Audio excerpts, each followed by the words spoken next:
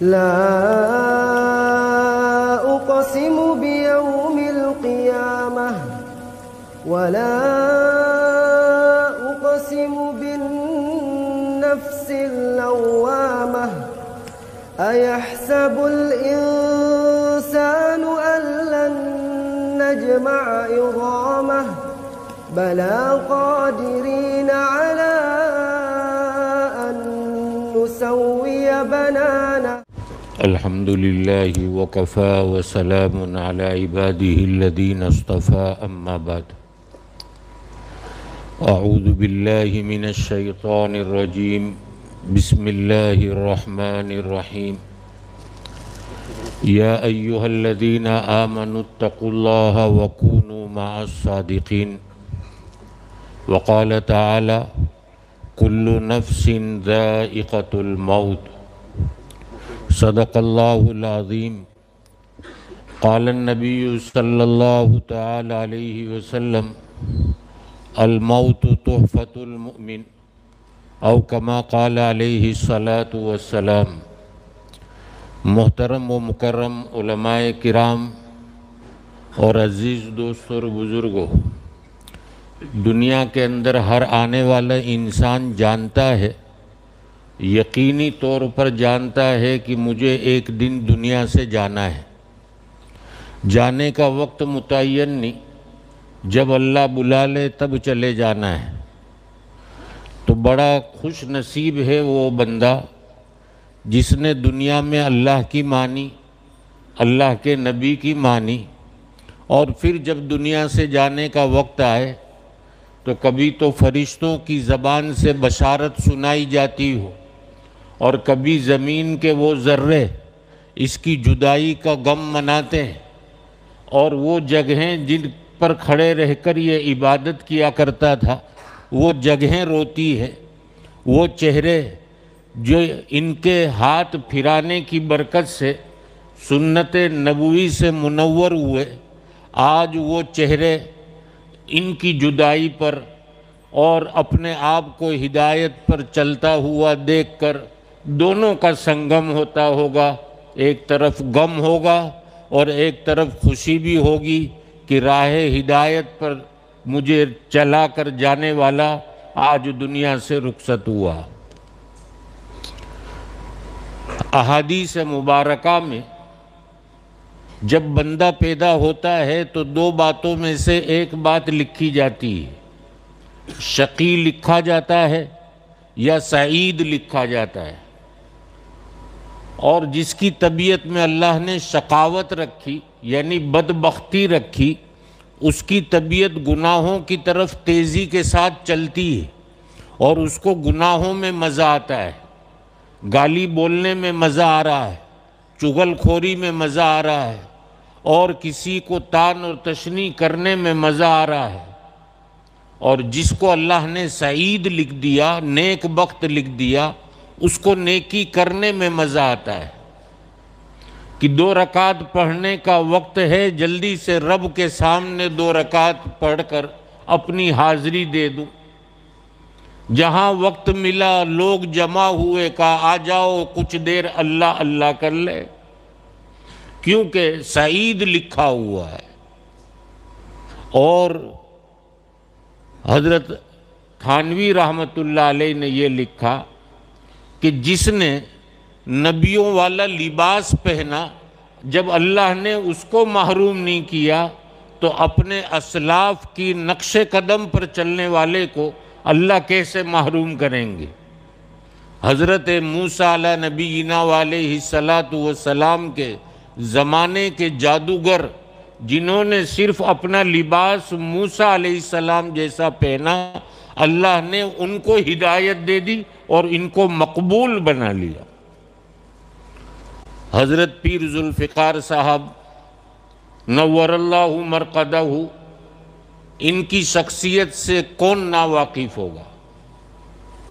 حضرت کا ایک لفظ جو آپ کی کتاب میں نے کہیں پڑھا کہ اللہ کے یہاں مقبولیت کام آتی ہے، ایک تو ہے محبوبیت اور ایک ہے مقبولیت۔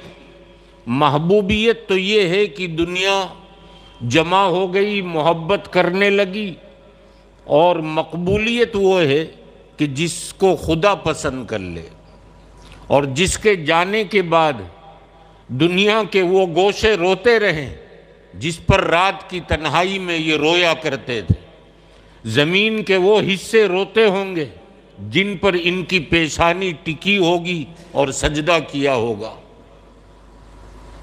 تو اللہ کے یہاں مقبولیت ہے۔ اور حضرت نے وہاں مثال بھی دی کہ ایک جو ہے عورت کا نکاح ہو رہا ہے، دلہن بن کر بیٹھی ہے، مہندی لگی ہوئی ہے، ساری سہیلیاں تو دیکھ کر کہتی ہے کہ بڑی اچھی مہندی تمہارے ہاتھوں پر ہے، لیکن دلہن کو بے چینی ہوتی ہے۔ لوگ کہتے ہیں کہ اتنے سارا مجمع تیری مہندی کی تعریف کر رہا ہے اور تیرے چہرے پر ابھی تک مسکراہٹ نہیں، کیا بات ہے؟ تو وہ دلہن یہ کہتی ہے جس کے لیے لگائی ہے اگر اس کو پسند آ گئی تو بڑی اچھی ہے۔ ہم اعمال کر رہے ہیں، اگر اللہ کی رضا کے لیے کر رہے ہیں تو جب آخری وقت آئے گا رب کہے گا میں تجھ سے راضی، تو مجھ سے راضی، کام بن گیا۔ اور اگر میرا عمل مخلوق کے لیے ہو رہا ہے، میرے جیسا بد نصیب جس کی آنکھوں کا استعمال غلط ہو رہا ہو اور پھر بھی اس کو اللہ کا ڈر نہ لگ رہا ہو کہ آنکھوں کے اندر روشنی دینے والی ذات میرے اللہ کی ہے، یہ آنکھیں کہیں اللہ کے سامنے یہ عرض نہ کرتی ہو کہ اے اللہ ایسے بد نصیب کے بدن میں مجھے کیوں ڈال دیا جو مجھ سے تیری نافرمانیاں کروا رہا ہے۔ میرے بدن کا ایک ایک عضو جو گناہ کے اندر استعمال ہو رہا ہے، کبھی ڈر نہیں لگا، آج ڈر لگا ہے تو رشتہ داروں کا ڈر، محلے والوں کا ڈر، لیکن یہ اللہ والے جو ہمارے دل میں پیدا کرتے ہیں وہ اللہ کا ڈر ہے کہ اگر بندے کے دل میں اللہ کا ڈر آ گیا تو پھر اس کے لیے گناہ کرنا بڑا مشکل۔ حضرت پیر صاحب کے داماد سے وقتاً فوقتاً ملاقات ہوتی تھی، تو ان کے زبان سے جب حضرت کے متعلق سنتا تھا تو یہ لگتا تھا کہ بڑی عجیب شخصیت ہے۔ وہ فرماتے تھے کہ جو دن میں کبھی کسی نے حضرت کو ستایا ہو تو حضرت پوچھتے تھے اس کا نام کیا ہے، اور رات کو اٹھ کر ہاتھ اٹھا کر اس کے لیے خاص طور پر دعائیں کیا کرتے تھے۔ آج وہ سر جن سروں پر ان کا شفقت والا ہاتھ پھرا ہوگا، آج وہ سر تنہائی محسوس کرتے ہوں گے، کہاں گیا وہ شفقت والا ہاتھ جو میرے سر پر رکھ دیا جاتا تھا، میرے سارے رنج اور غم دور ہو جایا کرتے تھے اور رب کی طرف طبیعت آگے بڑھنے لگتی تھی۔ آج جو ہے رب کی طرف جو مجھے راستہ بتا کر گئے ان کے لیے بے اختیار ان کی زبانوں سے دعائیں نکلتی ہوگی۔ حضرت پیر صاحب نے ایک واقعہ لکھا، کتنے گھر اللہ نے ان کے ذریعے سے آباد کیے۔ فرماتے ہیں کہ ایک میرا مرید مجھے ملنے کے لیے آیا اور کہنے لگا کہ بہت قرضہ ہو گیا اور اتنا قرضہ ہے کہ زندگی بھر کماؤں تو بھی ادا نہ ہو سکے، میں تو خودکشی کے لیے جا رہا ہوں، لیکن آپ سے بیعت ہوں اس لیے آپ سے ملاقات کے لیے آ گیا۔ حضرت نے کہا کہ دیکھو تم جب اپنے گھر میں داخل ہوتے ہو تو کس طرح سے داخل ہوتے ہو؟ اس نے اپنا داخل ہونے کا طریقہ بتلایا۔ حضرت نے فرمایا کہ ایک حدیث پر اگر تم عمل کر لو تو امید ہے اللہ کی ذات سے کہ تمہارا قرضہ آنن فانن ادا ہو جائے گا، اور وہ روایت ترمذی شریف کی یا ابو داؤد کی کہ جب اپنے گھر میں داخل ہو سنت کے مطابق اور بیوی کی طرف دیکھ کر السلام علیکم کہو مسکرا کر، اور بیوی جواب میں وعلیکم السلام کہے مسکرا کر، اللہ کے نبی کی یہ قول ہے کہ اس وقت اللہ کی رحمت دونوں پر اترتی ہے۔ انہوں نے کہا پیر صاحب اتنی محنتیں کر لی کچھ نہیں ہوا۔ حضرت نے فرمایا یقین کے ساتھ حدیث پر عمل کرو۔ کچھ عرصہ گزرا، پھر وہ مرید آیا، حضرت نے قریب بلایا، کہا بھئی سناؤ کیا حال ہے؟ کہنے لگا حضرت جس قرضے سے میں نا امید تھا کہ کبھی بھی ادا نہیں ہو سکتا، اللہ نے 6 مہینے میں سارا ادا کر دیا۔ تو اب وہ جو گھر ان کے ذریعے سے آباد ہوئے ہوں گے، ان گھروں سے کتنی دعائیں نکلتی ہوگی، اور وہ گھر والے جن کے گھر آباد ہوئے آج تک وہ اپنے ان بزرگ کی یاد کر کر کہتے ہوں گے کہ اللہ جس نے میرا گھر آباد کیا تو ان کی آخرت آباد کر دے۔ یہ ہے مقبولیت۔ تو خیر آگے تو جو ہے حضرت کے دونوں خلفاء آپ کے سامنے جو ہے عرض کریں گے۔ میں تو ایک طفل مکتب کی طرح مجمع جوڑنے کے لیے مجھے بٹھایا گیا کہ میں مجمع جوڑوں۔ اصل بات تو ان لوگوں کی ہوگی، میں ان کے اور آپ کے بیچ میں زیادہ حائل ہونا نہیں چاہتا۔ حق تبارک و تعالی ہم کو تمام علماء حقہ کی اور اپنے مشائخین کی قدر کی توفیق عطا فرمائے، اور ہم اپنے باطن کی فکر میں لگ جائیں کہ میرا باطن کس طرح سے سنور جائے۔ اگر یہ میرا باطن سنور گیا، ظاہری بدن چاہے جیسا بھی ہو لیکن وہ اللہ کے یہاں مقبول ہے۔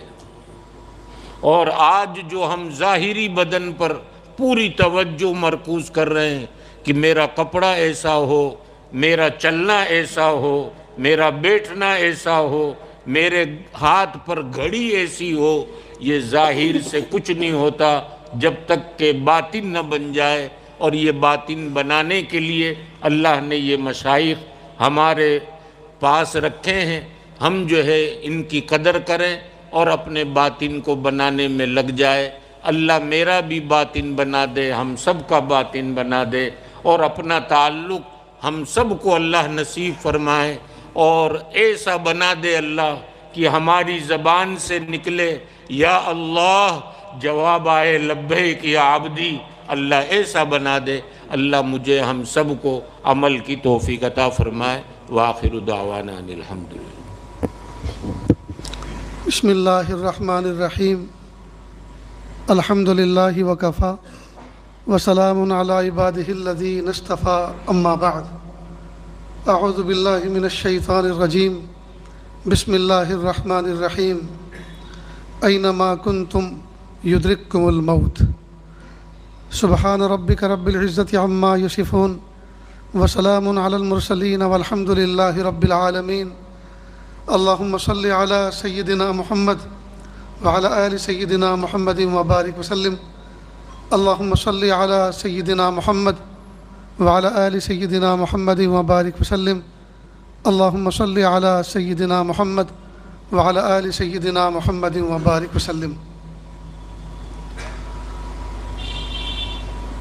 آج جس مجلس میں ہم بیٹھے ہیں یہ کوئی نوحہ خانے کی مجلس نہیں، یہ رونے دھونے کی مجلس نہیں، یہ اپنے شیخ محترم حضرت پیر ذوالفقار صاحب نقشبندی دامت برکاتہم، جو محبوب العلماء والصلحاء تھے، ان کی دنیا سے رخصت ہونے کے بعد ان کی روشن تعلیمات اور انہوں نے جو ہماری تربیت فرمائی اور امت کے سامنے جو انہوں نے راہ ہدایت کا ایک درس دیا، اس سے متعلق ایک مذاکرے کی محفل ہے۔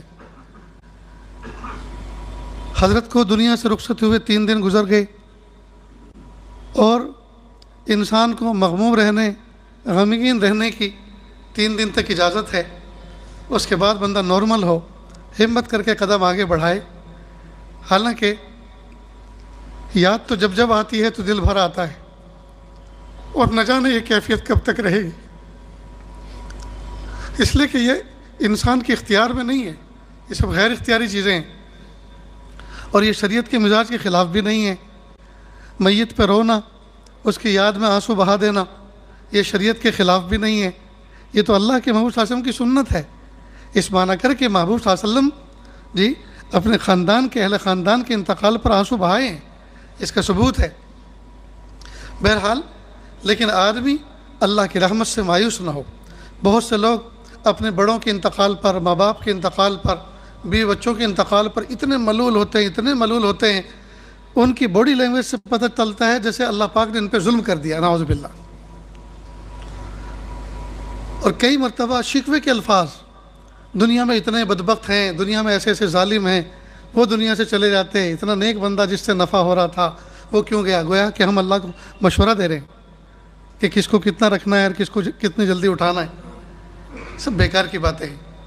اللہ تعالیٰ نے ہر چیز کا ایک وقت رکھا ہے، کس وقت تک کس کا دنیا میں رہنا بہتر ہے اور کس وقت اس کا دنیا سے چلے جانا بہتر ہے، اللہ کے علم ہے۔ اور اللہ کے فیصلے حکمتوں پر مبنی ہوتے ہیں۔ اللہ کے فیصلے اللہ کی مرضی سے ہوتے ہیں، ہماری مرضی سے فیصلے نہیں ہوا کرتے۔ حضرت پیر صاحب دامت برکاتہم نے خود فرمایا کہ موت ایک اٹل حقیقت ہے، اس کو اگر محبتوں سے ٹالا جا سکتا تو لیلا مجنوں کو کبھی موت نہ آتی، اس کو اگر شفقتوں سے ٹالا جا سکتا تو ماں باپ اپنے بچوں کو کبھی نہ مرنے دیتے، اس کو اگر حکمت و دانائی سے ٹالا جا سکتا تو لقمان حکیم علیہ السلام کو کبھی موت نہ آتی، اگر اس کو بہادری کے ذریعے سے ٹالا جا سکتا تو بڑے بڑے پہلوانوں کو کبھی موت نہ آتی۔ موت ایک اٹل حقیقت ہے۔ اس دنیا کے اندر بڑے بڑے بیوقوف آئے، عقل مند آئے، لیکن آج تک کسی نے موت کا انکار نہیں کیا، حالانکہ وہ بیوقوف جنہوں نے اپنے آپ کو اللہ کہلوایا، رب کہلوایا، وہ بھی موت سے ڈرتے تھے۔ یہ کیسی اٹل حقیقت ہے۔ ایک مرتبہ یہ عاجز اپنے شیخ اول حضرت مولانا سالم صاحب رحمۃ اللہ علیہ کی مجلس میں بیٹھا ہوا تھا، اور دارالوقف کے ایک بہت عظیم استاذ کا انتقال ہوا ایک ایکسیڈنٹ حادثے میں کانپور کی طرف۔ یہ 94-95 کی بات ہے۔ تو حضرت نے عصر سے لے کر مغرب تک موت کے اوپر ہی گفتگو فرمائی، اور فرمایا کہ اصل میں موت جو ہے در حقیقت انتقال ہے، اور مومن کی زندگی میں انتقالات لگے ہوئے ہیں، اور یہ انتقال اس کی ترقی کا باعث ہے۔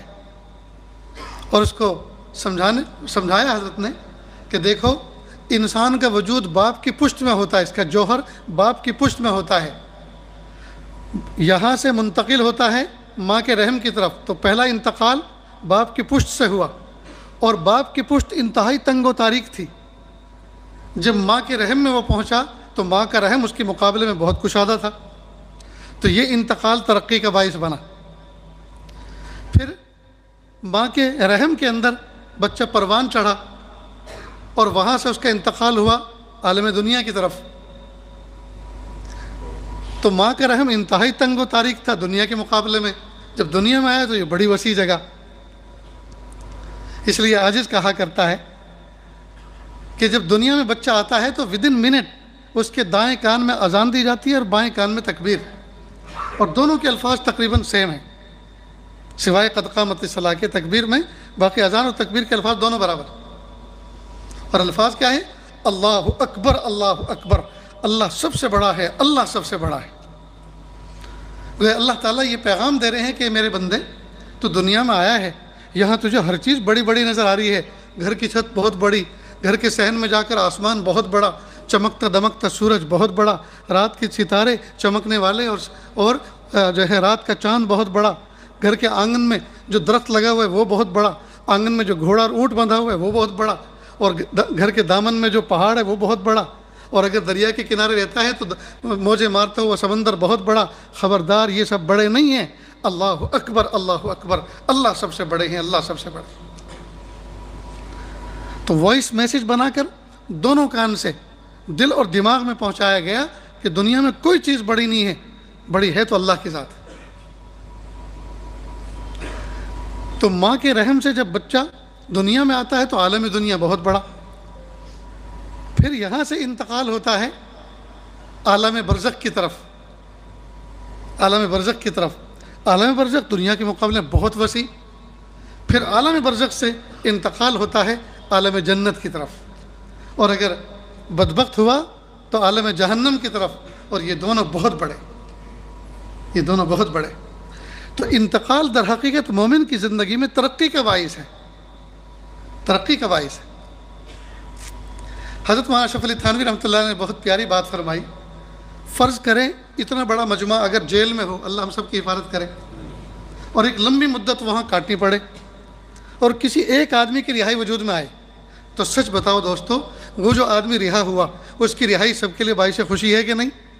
کہ چلو ایک تو چھوٹا، ایک تو یہاں سے گیا، اور دوسرے اس سے بھی درخواست کریں گے اور خود بھی دعا کریں گے اللہ ہمیں بھی عافیت سے نجات دے دیجئے۔ تو مومن دنیا کے اندر ایک قید خانے میں ہے، جو چھوٹا، جو یہاں سے گیا، جو چھوٹا، جی اس کے تو مزے ہی مزے، وہ تو عالم آخرت دکھوں بھری دنیا کو چھوڑ کے سکھ بھری جنت کی طرف چلا گیا۔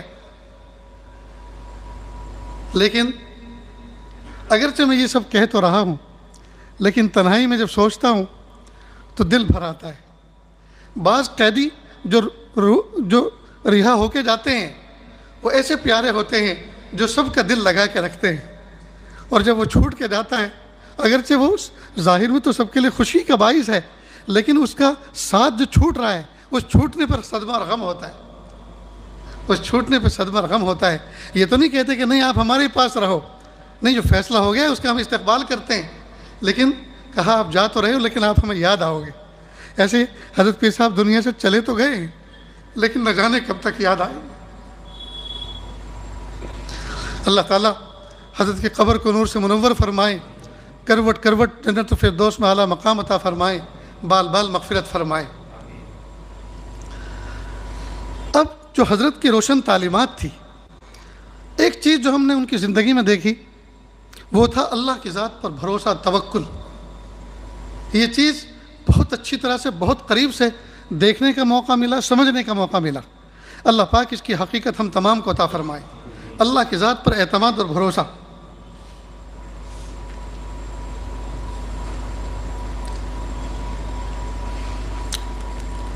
پڑوسی ملک میں جو ایک بستی ہے جس کا نام ہے جھنگ، حضرت کی وہیں رہائش ہے، وہیں کھیتی باڑی ہے، وہیں جامعہ معہد الفقیر ہے۔ پہلے بستی میں رہتے تھے، تو حضرت نے ارادہ کیا، سب سے پہلے ارادہ اس بات کا ہوا کہ جب انہوں نے غور کیا کہ اللہ کے محبوب صلی اللہ علیہ وسلم جب جو ہے 40 سال کے ہوئے اور 40 سال میں نبوت ملی، پھر ایک پیسہ کمانے کا ثبوت نہیں ملتا، اپنے آپ کو وقف کر دیا دین کے لیے۔ تو سوچا کہ جب میں 40 سال کا ہو جاؤں گا تو میں اپنے آپ کو فارغ کر لوں گا۔ چنانچہ جن فیکٹریوں کے اندر جنرل مینیجر تھے اور جاب کرتے تھے، وہاں لیٹر لکھ دیا کہ میں فلاں تاریخ کو، یہ میری ڈیٹ آف برتھ ہے، میں 40 سال کا ہو جاؤں گا، پھر میں آپ کے یہاں نہیں آؤں گا۔ تو اس میں ایک فیکٹری والے نے تو ایک زمانے تک آفس پر وہی نام، حضرت کا نیم پلیٹ رکھی، ان کا چشمہ، ان کا قلم وہیں سجا ہوا رکھا، آفس کو لوک تھا، کرسٹل کا گلاس کا آفس تھا، فارغ رکھا، اور کہا ذوالفقار آپ نے ہمیں چھوڑ دیا لیکن ہم آپ کو نہیں چھوڑ سکتے، یہ آفس آپ کا انتظار کر رہے، جب چاہے آپ آ سکتے۔ بہرحال حضرت نہیں گئے۔ خیر، بیت الارشاد کا سلسلہ چلا تو حضرت کو ضرورت محسوس ہوئی کہ میں کوئی ادارہ بناؤں، کوئی بڑی سی جگہ ہو جہاں ادارہ بناؤں، آنے والوں کے لیے سہولت ہو، پڑھنے والوں کے لیے سہولت ہو۔ تو مجھے بالضبط یہ پتہ نہیں کون سا شہر تھا، کوئی بڑا شہر تھا، اس کے آس پاس میں گورنمنٹ نے ایک اسکیم کے تحت، تاکہ آباد ہو جائے علاقہ، ایک اسکیم کے تحت لوگوں کو وہاں زمینیں الاٹ کرنی شروع کی۔ کہا وہاں بڑے بڑے ریٹائر لوگ، بڑے بڑے افسر، انہوں نے وہاں کوٹھیاں بنانی شروع کی۔ تو میں بھی اس علاقے میں گیا تو کسی آدمی سے میری بات ہوئی کہ مجھے جگہ چاہیے، کہا کہ 3 ایکڑ زمین ہے، میں آپ کو دیتا ہوں۔ قیمت طے ہو گئی، معاملہ ہو گیا، 2 لاکھ روپے حضرت نے بیانہ بھی دے دیا۔ اللہ کی شان، تحقیق کرنے کے بعد پتہ چلا کہ یہ زمین اس کی ملکیت نہیں ہے، یہ تو گورنمنٹ کی ہے، یہ تو لیز پر ہے، اس کے نام پر، اس کے نام نہیں ہے۔ اب ہم حکومت کی زمین پر مدرسہ مسجد کیوں بنائیں؟ جسے کہا کہ بھائی ہم معذور ہیں، ہم اپنا سودا منسوخ کرتے ہیں کہ میں آپ کی جو ہے کیا خدمت نہیں کر سکتا، آپ ادارہ بنوانا چاہتے ہیں کہ میں کھڑے ہو کے بنواؤں گا؟ کہ مسئلہ ادارہ کھڑا ہو کر بنوانے کا نہیں ہے کہ آپ کی ہمیں ضرورت ہو کہ آپ کھڑے ہو کے بنوائیں، آپ خود بنائیں۔ مسئلہ یہ ہے کہ یہ زمین آپ کی ملکیت نہیں ہے، تو آپ ہمیں کیسے بیچ سکتے ہیں اس کو؟ تو کہ میں آپ کا بیانہ نہیں دوں گا کہ مت دیجیے۔ اس طرح کی بات ہے۔ اللہ کی شان، حضرت کے پاس ایک گورنمنٹ کے محکمے کے ایک بڑے افسر تھے، قانون نافذ کرنے والا جو ادارہ ہوتا ہے اس کے۔ تو جب وہ شہر میں آتے تو ہٹو بچوں کی کیفیت ہوتی، جام لگ جاتا۔ تو انہوں نے ایک مرتبہ حضرت سے کہا کہ حضرت آپ ذرا شہر کے باہر جائیں نا، باہر جائیں تاکہ ہم جیسے فقیروں کے لیے آنا آسان ہو جائے۔ لوگوں کو نہ جانے کتنی زحمت ہوتی ہے جب تک رہتے ہیں آپ کے پاس، ٹریفک جام ہوتا ہے۔ تو کہا انشاءاللہ کچھ کریں گے۔ کسی نے ان کے کان میں کہا کہ حضرت تو ایک زمین لینا چاہتے تھے لیکن اس میں تو ایسی ایسی کیوری آ گئی، ایسا ایسا معاملہ ہو گیا، اس میں ایرر آ گئی۔ تو اس نے کہا کہ حضرت آپ فکر نہ کریں، آپ مجھے ایک اپلیکیشن دیں اور وہ زمین آپ کے نام۔ حضرت خاموش رہے۔ یہ شخص اپنے گھر گیا اور اس کا بھائی جج تھا عدالت میں، باشر آدمی تھا۔ اس نے اپنے بھائی کو بھیجا اور کہا کہ آپ پیر صاحب کے پاس جاؤ، حضرت کے پاس جاؤ، ان کی چائے بھی پیو ایک کپ، اور اپلیکیشن آپ خود لکھ کر دو اور ان سے کوئی صرف سگنیچر لے لو۔ کہا وہ شخص گھر آیا اور آنے کے بعد اپلیکیشن ڈرافٹ تیار کیا اور کہا بس آپ اس پہ دستخط کر دیجیے، ڈیٹ ڈال کے ہم سبمٹ کرا دیں گے۔ حضرت نے ان سے وہ اپلیکیشن لی اور کہیں ٹیبل پر کہیں ڈرور میں رکھ دی۔ پھر وہ انتظار کرتا رہا، وہ شخص جو حضرت کا اصل مرید تھا، بھائی کا بھائی۔ کہ بھائی اپلیکیشن بھی تیار ہو گئی، حضرت دستخط فرما کر آگے کیوں نہیں بھیجتے تاکہ آگے پروسیس چالو ہو جائے؟ کسی طرح سے اس نے حضرت کے گھر والوں کو، امی جان کو یہ بات کہلوائی کہ ہم کچھ کوشش کرنا چاہ رہے ہیں اور ہمیں اپلیکیشن تیار ہے، وہ اس پہ صرف دستخط کرنا ہے، وہ نہیں آ رہی۔ امی جان نے پھر حضرت سے کہا کہ عالم اسباب میں ہم رہتے ہیں اور اگر کوئی شخص ہمارے لیے سبب بن کر آ رہا ہے تو آپ ہی سے تو سنا ہے کہ اسباب کی دنیا میں رہتے ہوئے اسباب اختیار کرنے پڑتے ہیں، تو آپ دے کیوں نہیں دیتے؟ کہ وہ یہ کہہ کے بات چلی گئی۔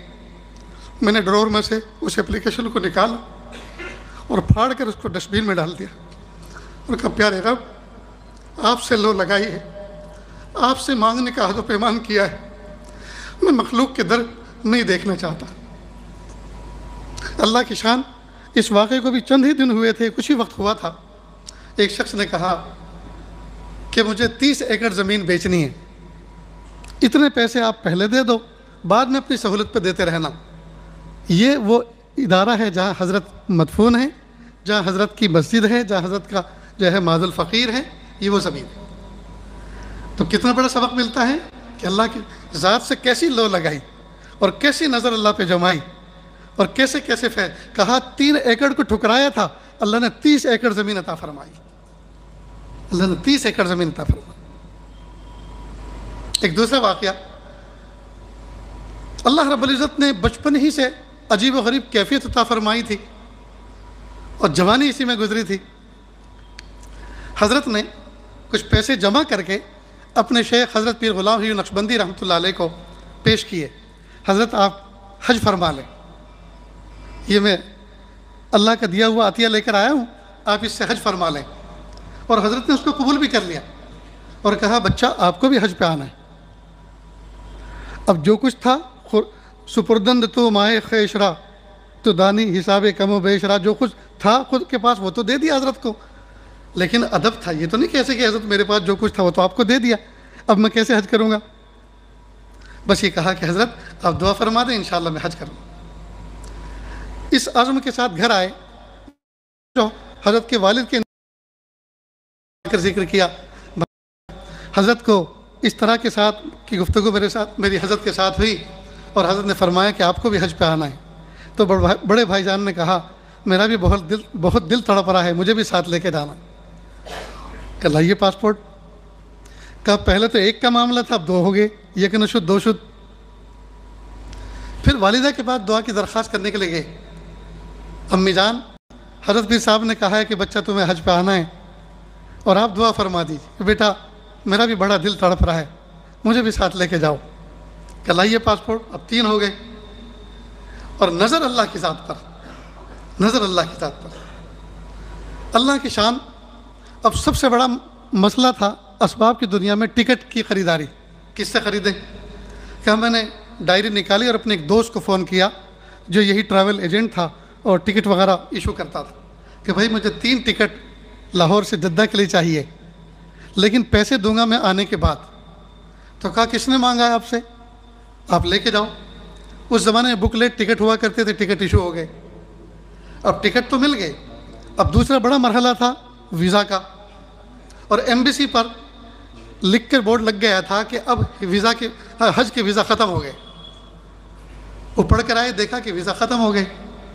تو کہا ہمارے ایک دوست تھے، کلاس فیلو تھے، وہ کسی ایمبیسی میں کام کرتے تھے، اور انہوں نے کہہ رکھا تھا کہ میں کسی ایمبیسی میں کام کرتا ہوں، اور اگر اس لائن کا کوئی کام ہو تو مجھے یاد کرنا۔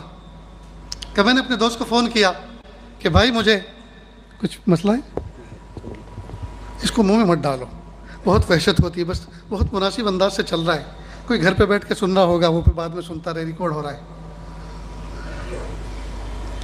انہوں نے کہا کہ بھائی اس کے لیے تو ذوالفقار میرے آفس آنا پڑے گا۔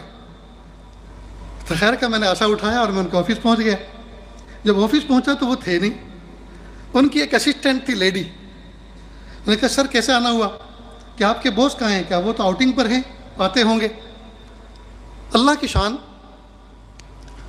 کہا کہ آپ ان کو فون لگائیں، دیکھیں کہاں ہیں، میں ان سے ملنے کے لیے آیا ہوں۔ تو خیر وہ آفس کے اندر گئی، حضرت جو ہے سٹنگ روم میں بیٹھے ہوئے تھے آگے کے حصے میں۔ سوچا کہ یہ لیڈی ہے، اور کیا باس اور کیا لیڈی، میں اپنے اللہ سے بات کرتا ہوں۔ کندھے سے رومال اٹھایا، بچھایا، اور 2 رکعت محبت والی اللہ کے سامنے پیش کی۔ جس وقت وہ نماز پڑھ رہے تھے کہ وہ لیڈی آئی اور مجھے دیکھ کر گئی۔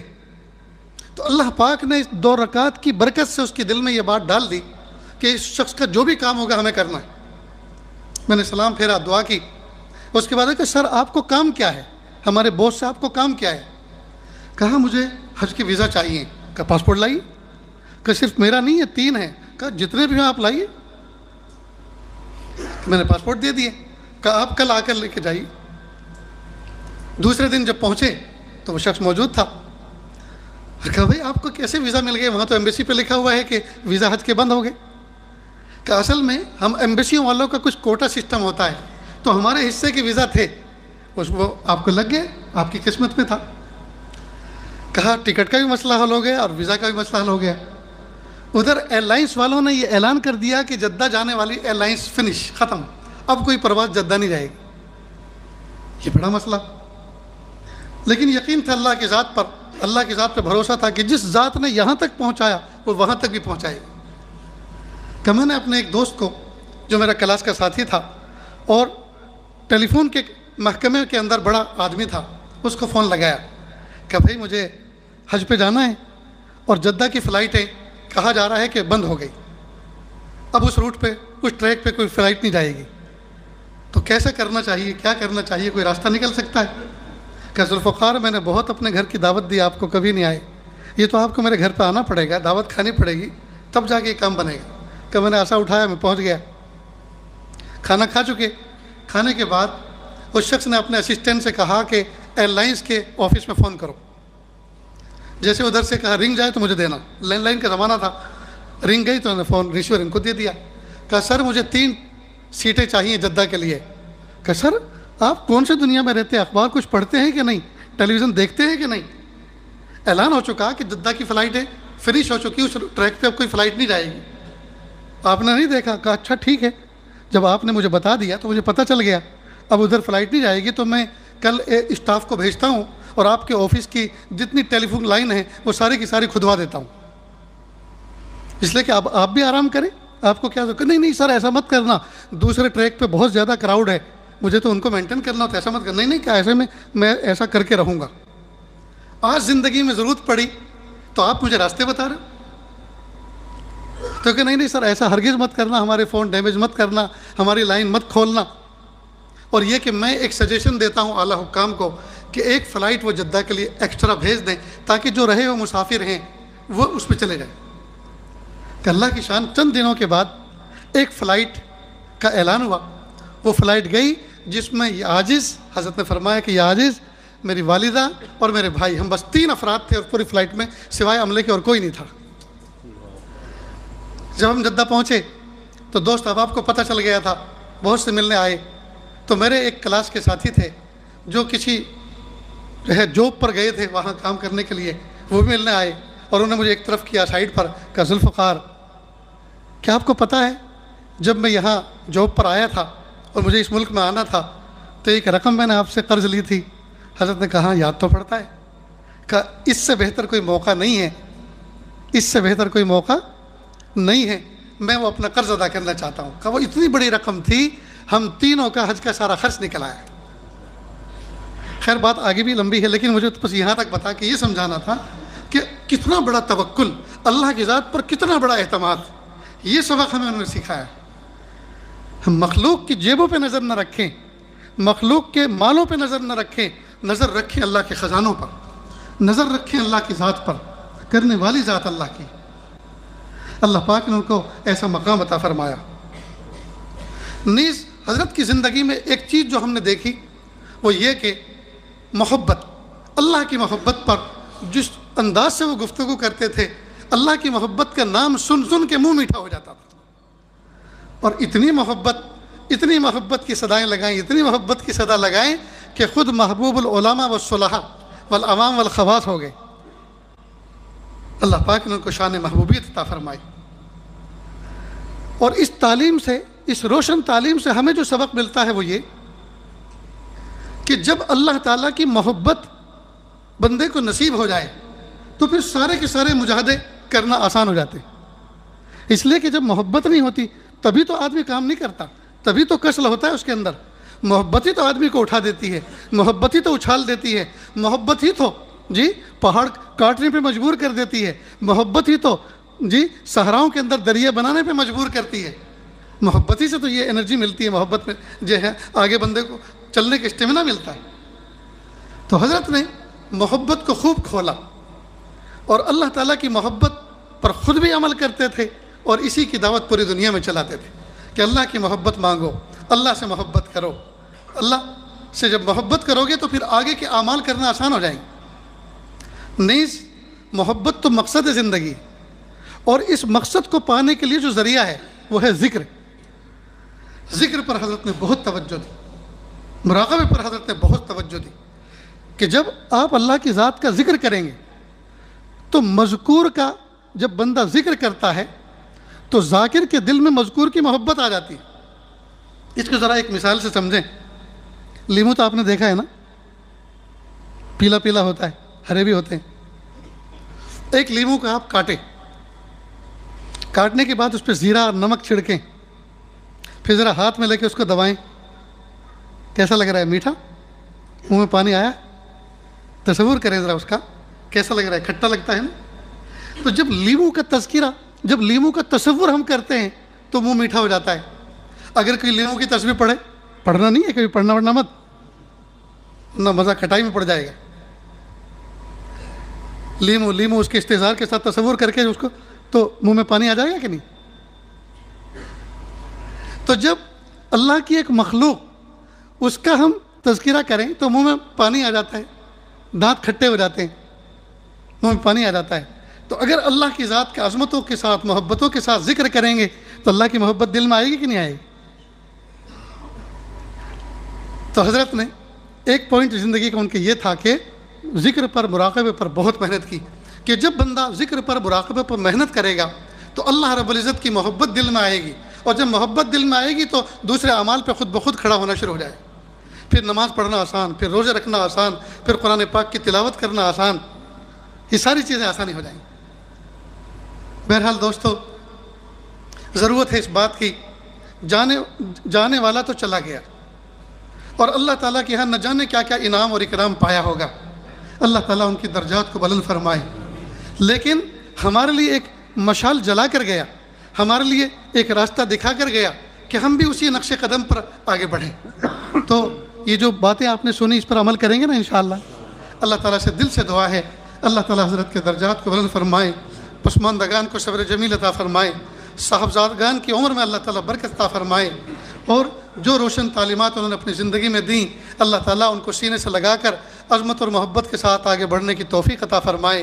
ہر قسم کی غلو سے، ہر قسم کی بدعت سے، ہر قسم کی خرافات سے اللہ پاک ہم سب کی اور پوری امت کی اللہ پاک حفاظت فرمائے۔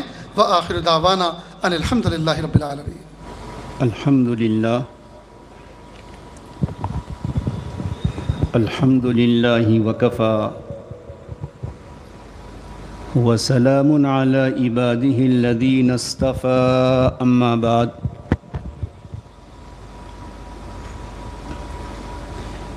اعوذ باللہ من الشیطان الرجیم، بسم اللہ الرحمن الرحیم۔ ثم اورثنا الكتاب الذین اصطفینا من عبادنا وقال في موضع آخر واتبع سبيل من أناب إلي صدق الله العظيم۔ سبحان ربك رب العزة عما يصفون وسلام على المرسلين والحمد لله رب العالمين۔ اللهم صل على سيدنا محمد وعلى آل سيدنا محمد وبارك وسلم۔ اللهم صل على سيدنا محمد وعلى آل سيدنا محمد وبارك وسلم۔ اللهم صل على سيدنا محمد وعلى آل سيدنا محمد وبارك وسلم۔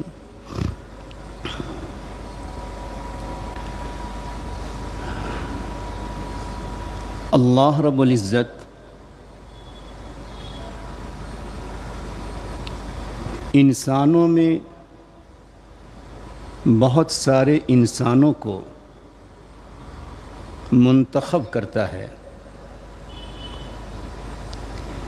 اللہ کی طرف سے انسانوں میں ہی رہنے والے کچھ انسان کا انتخاب ہوتا ہے، جن کا انتخاب ہوتا ہے وہ اللہ کے محبوب نظر ہوتے ہیں، جن کا انتخاب ہوتا ہے وہ مقبول خدا ہوتے ہیں۔ تو ایسے انسانوں کا انتخاب زمین پہ نہیں ہوتا بلکہ ان کا انتخاب عرش پہ ہوتا ہے۔ یہ انتخاب ارضی اور زمینی نہیں کہلاتا بلکہ یہ انتخاب آسمانی اور عرشی کہلاتا ہے۔ یعنی عرش الہی پر اس کا انتخاب ہوتا ہے، اسے منتخب کیا جاتا ہے، اسے سلیکٹ کیا جاتا ہے۔ ان میں سب سے پہلا گروہ انبیاء ہے۔ سب سے پہلا جو انتخاب ہوا وہ انبیاء کرام کا۔ انبیاء کرام کے بعد جو انتخاب ہوا حضرات صحابہ کا۔ حضرات صحابہ کے ساتھ انتخاب ہوا اہل بیت کا، خاندان نبوت کا۔ مختلف انسانوں میں انتخاب ہوا ایسے لوگوں کا کہ جن کے قلوب کو، جن کے دلوں کو اللہ رب العزت اپنی محبت، اپنی معرفت، اپنا علم، اپنا خوف اور اپنی خشیت کا ایک بڑا حصہ دے کر انسانوں کی ہدایت کے لیے اس کو متعین کیا۔ پھر جنہیں اللہ منتخب کرتے ہیں ان کی شان کے مطابق اللہ ان میں کمالات بھی رکھتے ہیں۔ پھر کمالات جو ان میں ہوتے ہیں وہ کمالات دو طرح کے، ظاہری کمالات سے بھی اللہ نوازتے ہیں، اور باطنی کمالات سے بھی اللہ نوازتے ہیں۔ جو اللہ کے منتخب، اللہ کے پسندیدہ، اللہ کی طرف سے ملہم، اللہ کی طرف سے موفق جن کو ہونا ہوتا ہے، اللہ ایسے بندوں کو ظاہری کمالات اور باطنی کمالات، جمال ظاہر اور جمال باطن دونوں کا انہیں اللہ پیکر اور مجموعہ بناتا ہے۔ اسی بنا پر انبیاء کرام علیہ السلام میں جتنے انبیاء گزرے، ان تمام انبیاء کو اللہ نے جمال ظاہر کا بھی پیکر بنایا تھا، حسن و جمال کا مظہر اللہ نے انہیں بنایا تھا، اور ہر ظاہری عیب سے اللہ نے محفوظ کیا تھا۔ چنانچہ نبیوں میں کوئی ایسا نبی آپ کو نہیں ملے گا جو نبی کسی ظاہری جسمانی بیماری میں مبتلا ہو اور اسی جسمانی عیب کے ساتھ وہ پیدا ہوا ہو، خلقی عیب اس میں رہا ہو، کوئی ایسا نبی آپ کو نظر نہیں آئے گا۔ تو چونکہ انبیاء کرام منتخب انسانوں میں سب سے اعلیٰ درجے کے تھے، تو اللہ نے انہیں جمال ظاہر سے بھی آراستہ کیا، اور جمال باطنی جمال اور باطنی کمالات جتنے ہو سکتے ہیں، ان تمام سے اللہ نے انہیں پورے طور پر وافر حصہ اللہ نے ان کو عطا فرمایا۔ اب چونکہ انبیاء کرام علیہ السلام کا زمانہ ختم ہوا اور صحابہ کرام کا زمانہ شروع ہوا، پھر اس کے بعد جو کام انبیاء لے کر آئے رشد و ہدایت کا، اللہ کے بندوں کو اللہ سے جوڑنے کا، دلوں سے اخلاق ذمیمہ کو نکالنے، اخلاق حمیدہ سے بھرنے کا کام اللہ جن سے لینا تھا، اللہ نے ایسے بندوں کو بھی کمالات کا، صفات کا، امتیازی خوبیوں کا اللہ نے ان کو مرکز بنایا۔ تو اللہ نے بہت سے بندوں کو کمالات باطنی سے بھی نوازا اور ظاہری کمالات اور حسن و جمال سے بھی نوازا۔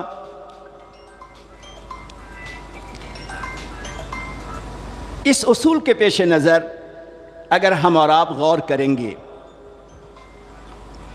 تو آج جس شخصیت، شیخ و مرشد، ہم تمام کے محبوب نظر حضرت شیخ ذوالفقار نقشبندی رحمۃ اللہ علیہ کی ذات گرامی پر ایک نگاہ ڈالیں تو اللہ رب العزت نے آپ کو جمال ظاہر سے بھی نوازا تھا، حسن و جمال کا اللہ نے آپ کو بالکل پیکر بنایا تھا، سر کے بالوں سے لے کر پاؤں کے ناخن تک اللہ نے حسین و جمیل بنایا تھا۔ خاص طور پر جبکہ آپ پر مرض کا ہجوم نہیں ہوا تھا، جس وقت آپ تقریباً بہت ساری بیماریوں سے محفوظ تھے، اس زمانے کو دیکھیں تو ایسا لگتا ہے کہ اللہ نے حسن و جمال کا ایک صورت اللہ نے دنیا میں ظاہر فرمایا تھا۔ یہ جمال ظاہر تھا ان کا۔ سن 2000 میں جب افریقہ میں پہلی دفعہ، لوساکا میں پہلی دفعہ جب حضرت کی زیارت ہوئی، میں تو کسی اور مقصد سے وہاں بلایا گیا تھا، ایک ہفتہ مجھے ٹھہرنا تھا، 3 دن میرے بیانات ہو چکے تھے، مجھے پتہ چلا کہ اس شہر میں کوئی اللہ کے ولی آئے ہیں، انجینئر ہیں، اور پہلی دفعہ اس شہر میں ان کا اعتکاف ہونا ہے۔ تو میں نے کہا ان سے ملاقات کرنی چاہیے۔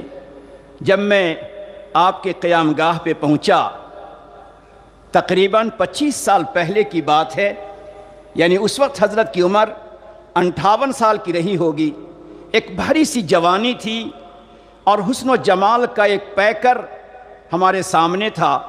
سفید صافہ ہے، سفید لباس ہے، سامنے عصا ہے، چہرے اور پیشانی پر معرفت کا نور ہے، آواز میں بلا کی محبت و تاثیر ہے۔ چند منٹ میری ملاقات ہوئی تو وہاں میرا دل کہہ رہا تھا ان ھذا الا ملک کریم، یہ تو کوئی فرشتہ نظر آتا ہے۔ میں وہاں سے نکلا، کوئی زیادہ بات نہ ہوئی تھی، کوئی زیادہ تعارف نہ ہوا تھا، پھر بھی ہم نے نکلتے ہوئے اپنے میزبان سے کہا کہ اب میں اس شہر میں بیان نہیں کروں گا، مجھے بستر دے دیں، آپ کے گھر پہ بھی نہیں رہوں گا، ان کے ساتھ میں اعتکاف کرنے والے ہیں، 3 دن 4 دن میرے باقی ہیں، میں 4 دن حضرت کے ساتھ ہی رہوں گا۔ بس وہی 4 دن کا جو پہلا قیام حضرت کے ساتھ رہا، اس نے حضرت کے جمال ظاہر اور جمال باطن سے پورے طور پہ اس طرح سے ہمیں واقف کرایا کہ ہمیشہ کے لیے میں ان کا غلام بن کے رہ گیا۔ اللہ نے آپ کو جمال ظاہر سے بھی اور جمال باطن سے بھی نوازا تھا۔ جمال باطن کیا ہے؟ تواضع ہے، انکساری ہے، عاجزی ہے، صبر ہے، شکر ہے، تحمل ہے، عفو درگزر ہے، تسلیم و رضا ہے، توبہ و استغفار ہے، انابت ہے، تفویض ہے اور اسی طرح ہر ایک کے ساتھ شفقت و محبت ہے۔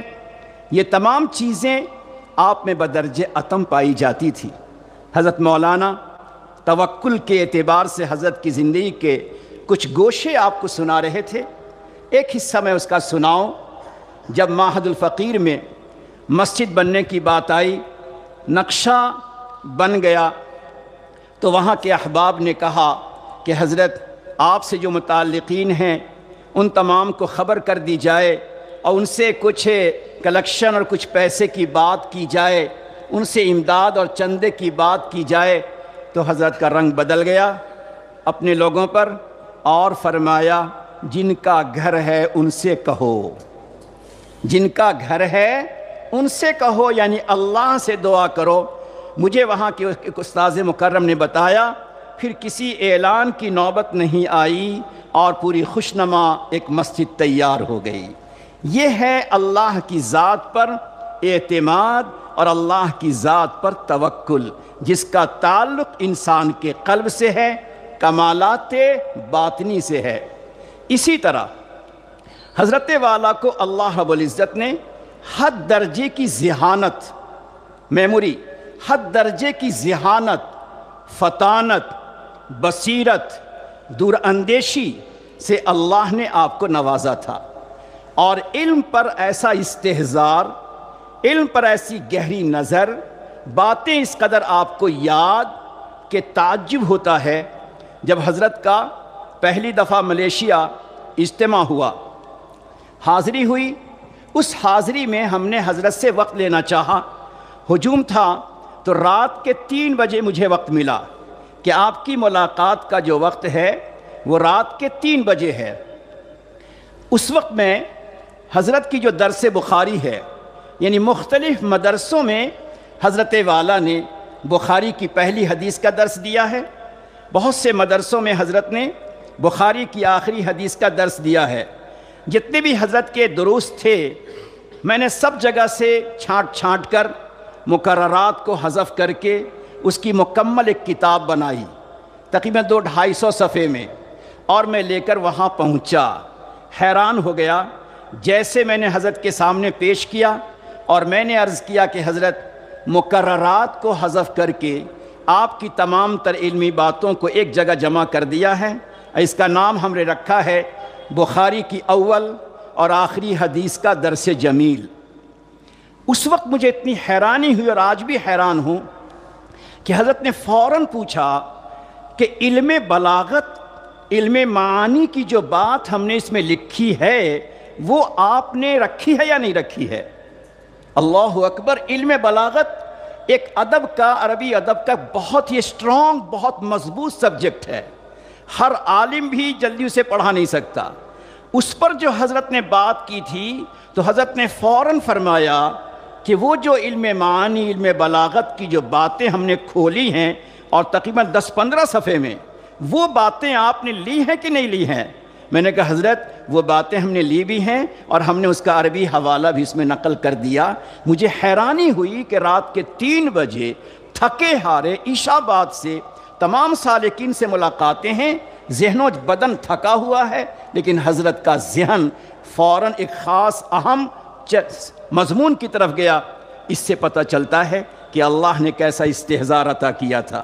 جب اہل دل کے تڑپا دینے والے اشعار پیش کیا ہم نے حضرت کو دبئی میں، تو حضرت نے کہا میں دیکھتا ہوں۔ دیکھتے چلے گئے تقریباً 100 صفحے کی وہ کتاب ہے، اس میں وہ سارے وہ اشعار ہیں جو حضرت نے اپنے بیانات میں کہے ہیں۔ حضرت نے دیکھا اور دیکھتے ہی میں تو مکمل کتاب تیار کر کے لے گیا تھا، لیکن فوراً کہا حضرت نے یہاں پر یہ ہونا چاہیے، یہاں پہ یہ چھوٹا ہے، اس کا یہ پہلا مصرع بعد میں آ گیا، یعنی فوراً وہاں پہ حضرت نے اصلاح کر ڈالی، جبکہ وہاں دوسری کتابیں نہیں تھیں۔ اس سے اندازہ ہوا کہ اللہ رب العزت نے آپ کو علم کا ایک بڑا حصہ عطا فرمایا تھا، اور آپ کا علم ہمیشہ مستحضر رہتا تھا۔ اشعار ہوں، واقعات ہوں، حدیثیں ہوں، یہ تمام کے تمام آپ پر استحضار رہتا تھا۔ تو اللہ نے یہ بصیرت بھی آپ کو عطا فرمائی تھی۔ اسی کے ساتھ ساتھ تمام تر کمالات کے باوجود تواضع، انکساری، عاجزی اور فنائیت اس کے آپ بالکل پیکر تھے۔ کوٹ کر آپ میں تواضع، انکساری، ہمیشہ عاجزی، انکساری۔ ہم نے تو تھوڑا کم دیکھا ہوگا بنسبت حضرت مولانا صلاح الدین صاحب، تو ماشاءاللہ حضرت کے بڑے مقرب رہے اور ہر دم حضرت کے پاس آنا جانا رہا، انہوں نے زیادہ اس کا مشاہدہ کیا ہے۔ اس قدر تواضع، انکساری کہ ایک دفعہ سفر میں میں حضرت کی ملاقات کے لیے گیا، اور ملاقات کے درمیان ہم نے عرض کیا کہ حضرت پورے مہاراشٹر کے جمعیت علماء کے صدر، دارالعلوم دیوبند کے ترجمان حضرت مولانا مستقیم احسن اعظمی رحمۃ اللہ علیہ، وہ آپ کے بڑے ہی محبین میں سے ہیں، اور ابھی میں آ رہا تھا تو ان سے ملاقات ہوئی، تو انہوں نے تذکرہ کیا آپ کے بارے میں کہ وہ تو آیت من آیات اللہ ہیں۔ جلدی حضرت کسی کو مانتے نہیں تھے، جن کا تذکرہ میں نے کیا، جلدی کسی کو گردانتے نہیں تھے، خود بڑے انسان تھے، لیکن فرمایا کہ حضرت آیت من آیات اللہ ہیں۔ حضرت اور تمام مخصوص احباب کھانا کھا رہے تھے، حضرت کا آخری لقمہ ہاتھ میں تھا۔ جب ہم نے یہ کہا کہ انہوں نے آپ کے بارے میں ایسی تعریف کی کہ آیت من آیات اللہ، یعنی اللہ کی نشانیوں میں سے ایک بڑی نشانی ہے، جب یہ آپ نے سنا تو ایک لمحہ سر جھکایا اور بلک کر رو پڑے، اور وہ آخری لقمہ منہ میں لیتے ہوئے دوسرے روم میں چلے گئے اور دروازہ آپ نے بند کر دیا۔ یہ ایک بڑا تعریف کا جملہ سن کر اپنے آپ میں کچھ نہیں ہوئے، بلکہ تواضع، انکساری اور عاجزی اور اللہ کے سامنے آہوزاری۔ میرے ساتھیو، یہی ہے جمال باطنی، جس اللہ نے آپ کو جمال باطن دیا تھا، کمالات سے اللہ نے آپ کو نوازا تھا، انہی کمالات سے ہمیں فائدہ اٹھانا چاہیے۔ مگر یہ تمام تر چیزیں کب ہوتی ہیں؟ جب کہ انسان مجاہدے کی بھٹی میں اپنے آپ کو پگھلاتا ہے، اپنے آپ کو پیستا ہے، راتوں کو جاگتا ہے، اپنے آرام کو قربان کرتا ہے، دل میں درد و سوز رکھتا ہے، تب جا کے اللہ تعالیٰ اسے یہ کمالات سے نوازتے ہیں۔ ہم اور آپ سوچتے ہیں اللہ نے ایک دم سے ان کو دے دیا ہوگا۔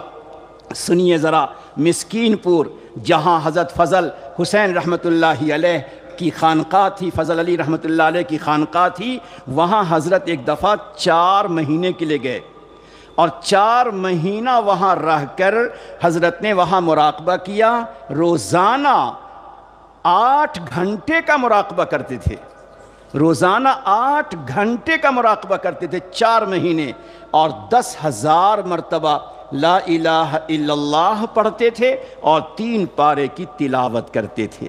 جب بندہ محنت کرے گا، ترج النجات ولم تسلک مسالکہا، ترج النجات ولم تسلک مسالکہا فإن السفن لا تجری علی الیبس، تم محبت اور معرفت اور خوف اور خشیت کی منزل کو چھونا چاہتے ہو، مگر اس راستے پر تو چلتے نہیں۔ دنیا کا دستور ہے کہ کشتیاں خشکی پہ نہیں چلا کرتی ہیں، کشتی پہ نہیں چلتی ہے، کشتی خشکی پہ نہیں چلتی ہے، اسی طرح بغیر محنت کوئی چیز ہاتھ نہیں آتی۔ حضرت کا یہ مجاہدہ ہمیں اور آپ کو سبق دیتا ہے کہ ہمیں بھی اپنی زندگی میں کچھ نہ کچھ مجاہدہ ضرور کرنا چاہیے۔ جب یہ مجاہدہ کیا، راتوں کو اللہ کے سامنے جاگے، اللہ نے آپ کو اونچا مقام عطا فرمایا، تو گویا ایسا لگتا ہے کہ جب تک بکے نہ تھے کوئی پوچھتا نہ تھا، جب تک بکے نہ تھے کوئی پوچھتا نہ تھا، تم نے ہمیں خرید کر انمول کر دیا۔ لگتا ہے پوری دنیا کے اگر آپ انمول نہ ہوتے تو آج آپ کی وفات پر پوری دنیا میں اکثر و بیشتر جاننے والے لوگ آج غمزدہ نہ ہوتے، رنجیدہ نہ ہوتے۔ ہمارے بعض مشائخ، حضرت کے بعض خلفاء ابھی تک اپنے آنسو کو روک نہیں پا رہے ہیں۔ کیا وجہ ہے؟ کون سی چیز ہے؟ اللہ نے آپ کو انمول کر دیا۔ جگر مراد آبادی نے ایک عجیب بات اپنے بارے میں کہی تھی، اپنے بارے میں انہوں نے ایک بات کہی تھی، جگر مراد آبادی نے، ذہن سے نکل گیا۔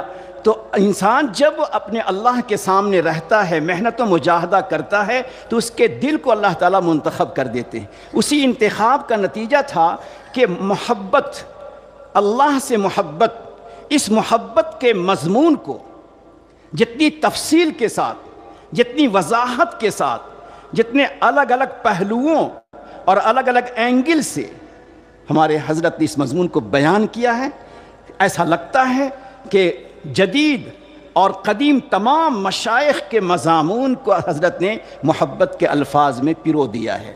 اس لیے یہ محبت کے عنوان پر میں ایک بات مجھے یاد آئی آتے ہوئے کہ کتنی محبت تھی آپ کو کہ اللہ کی محبت سے بندوں کے دلوں کو بھر دیا جائے۔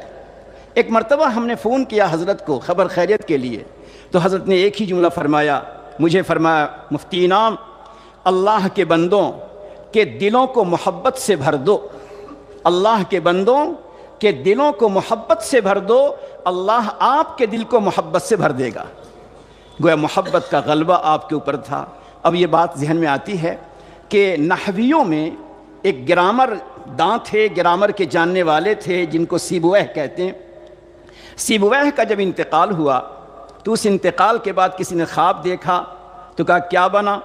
تو انہوں نے کہا کہ جب میں گرامر لکھ رہا تھا اور اعراب اور معرفہ وغیرہ کی بحثوں کو میں لکھ رہا تھا تو وہاں پر مجھے ذہن میں آیا کہ سب سے بڑا معرفہ کون سا، سب سے بڑا معرفہ کون سا، اعرف المعارف کون سا؟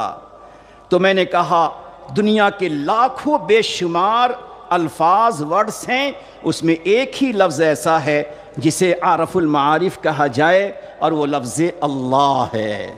کہتے ہیں جب میرا انتقال ہوا اللہ کی بارگاہ میں مجھے پیش کیا گیا تو اللہ نے کہا سیبویہ تم سے میں کیا حساب لوں، تم سے کیا حساب لوں؟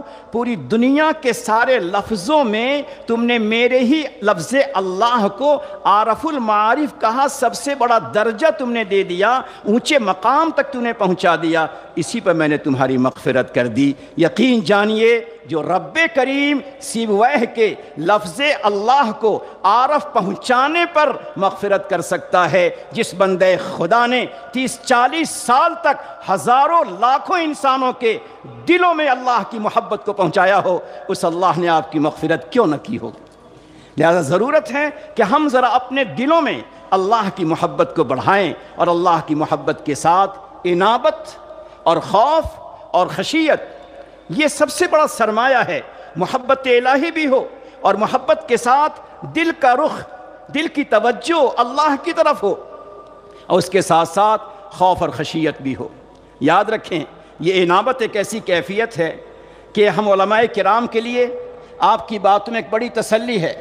ہم نے رکن یمانی کے سامنے حضرت سے ایک سوال کیا، پہلے جب اتنا رش نہیں ہوتا تھا تو حضرت ہمیشہ رکن یمانی کے پاس بیٹھتے، تو ہم نے عرض کیا کہ حضرت مجھے پڑھانا ہوتا ہے، فلاں فلاں کتاب میرے ذمے میں ہے، فلاں فلاں کتاب میرے ذمے میں ہے، مطالعہ نہیں کر پاتے۔ تو حضرت نے فرمایا ہمارا جو سلسلہ ہے، اکابر کا جو سلسلہ ہے، مشائخ کا جو سلسلہ ہے، اس راہ میں رکاوٹ نہیں ہے، اس راہ میں رکاوٹ نہیں ہے۔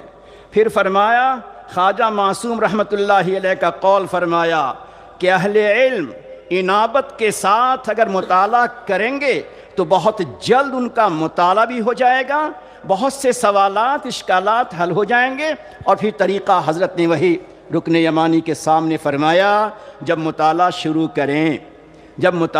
کریں تو ایک لمحے کے لیے اپنے دل کو اللہ کی طرف متوجہ کر دیں، ایک لمحے، 1 سیکنڈ، 2-5 سیکنڈ کے لیے کہ اللہ کی طرف سے علمی فیضان آ رہا ہے، اللہ کی تجلیات میرے قلب پر آ رہی ہیں، اب آپ مطالعہ شروع کر دیں۔ فرمایا اس مطالعے کی نورانیت بڑھ جائے گی۔ پھر فرمایا اپنے درس کو اگر پربہار بنانا ہو اور اپنے درس کو بچوں کے لیے مؤثر بنانا ہو تو درس دینے سے پہلے 1 سیکنڈ پہلے، شروع کرنے سے پہلے ایک لمحے میں یہ سوچ لو میں اللہ کے عرش کے نیچے بیٹھا ہوں، اللہ کا علمی فیضان، نورانی فیضان میرے قلب پر آ رہا ہے، میری زبان سے ان طلبہ پہ جا رہا ہے۔ بس اتنا سوچ لو، پڑھانا شروع کرو، تمہارے درس کے اندر بہار رہے گی اور تمہارا درس سہل اور آسان رہے گا۔ یہ گویا فرمایا کہ ہمارا یہ سلسلہ تعلیم و تعلم میں، درس و تدریس میں، مطالعہ میں رکاوٹ مخل نہیں ہے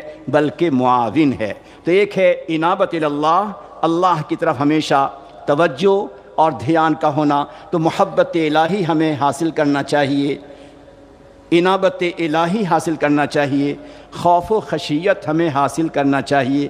آپ حضرات نے ہمیشہ حضرت والا کی زندگی میں، آپ کے بیانات میں جو خوف، جو خشیت، جو انابت، جو آہوزاری اور جو کیف اور جو سوز اور جو ساز، جو مستی اور جو جذب، جو کیف آپ نے محسوس کیا ہوگا، ظاہر بات ہے کہ جاتے جاتے گویا ہمیں اور آپ کو پیغام دیا ہے کہ سنو سنو، اگر تم چاہتے ہو تو یہی سب چیزیں تم حاصل کرو، ورنہ تو ہم اور آپ یہ حسرت کرتے رہ جائیں گے کہ تیری محفل بھی گئی، تیرے چاہنے والے بھی گئے، تیری محفل بھی گئی، تیرے چاہنے والے بھی گئے، شب کی آہیں بھی گئی، شب کی آہیں بھی گئی، صبح کے نالے بھی گئے۔